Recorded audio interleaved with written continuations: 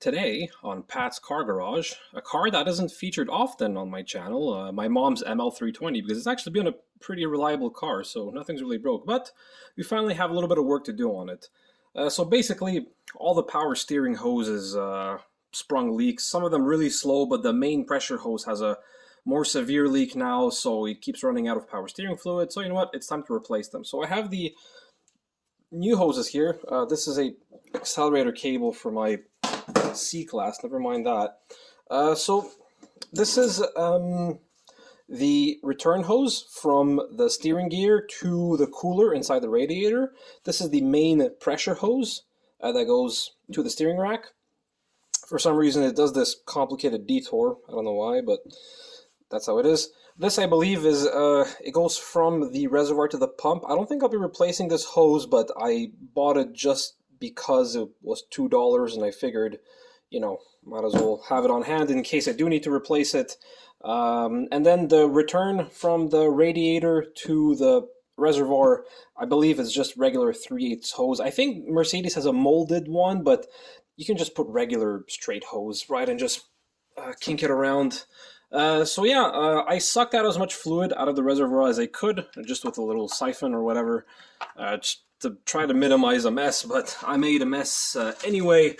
But yeah, so the work area, yeah, there's a little paper towel there that's kind of nasty, but your main work area is going to be, let me try to shine some light up there. So right there you have the fitting, which I loosened.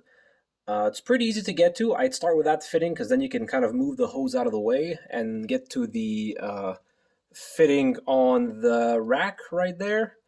So that's going to be next. But overall, and then this end here, it just has little hose clamps. So overall, not a terribly difficult job. If there's any complications, I'll be sure to let you know. Yeah, so right there, you're able to get to that bolt pretty easily with a 12. So it's a 12 millimeter external Torx, and you put yourself a little ratchet extension on there, and very easy to get to. That's probably the hardest bolts to get to. So once you got those two done, it's pretty straightforward from there. But yeah, don't you just love it when a car is easily maintainable? All right, got everything pulled apart, as you can see. Clean everything out. Nothing too difficult here. Over here, there's just a little barb thing to pull the hose off. So use like a little, like a hook or something to pull that off.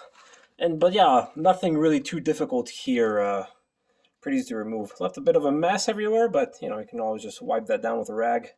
Yeah, pretty simple, pretty straightforward. And there it is, all done. So one thing worth mentioning is, while you still have the car up on jack stands, this is how you can bleed the power steering system.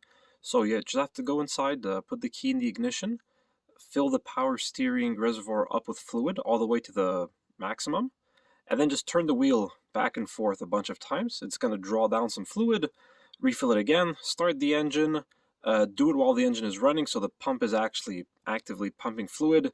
It's still going to drain down some more, so you just have to repeat that a couple of times, just back and forth all the way from lock to lock, and fill up the power steering reservoir in between.